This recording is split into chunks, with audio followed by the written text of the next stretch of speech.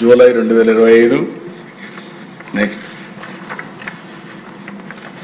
ఇది జలహారతి పార్వతసముద్రం ట్యాంకుకి నీళ్లు వచ్చిన రోజు దిశ. అది చూస్తే చాలా సంతోషం కలిగింది.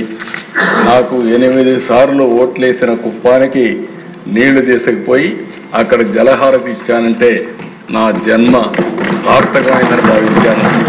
అలాంటి ప్రాజెక్ట్ ఇది. నెక్స్ట్ ఒకప్పుడు వీళ్ళు మారీ చేసిపోతే లైనింగ్ అవన్నీ చేసి నీళ్లు తీసుకుపోయిన విధానం. నెక్స్ట్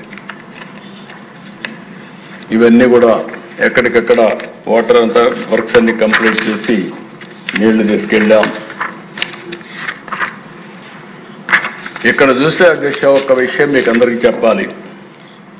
1924 చాలా భయంకరమైన పరిస్థితి.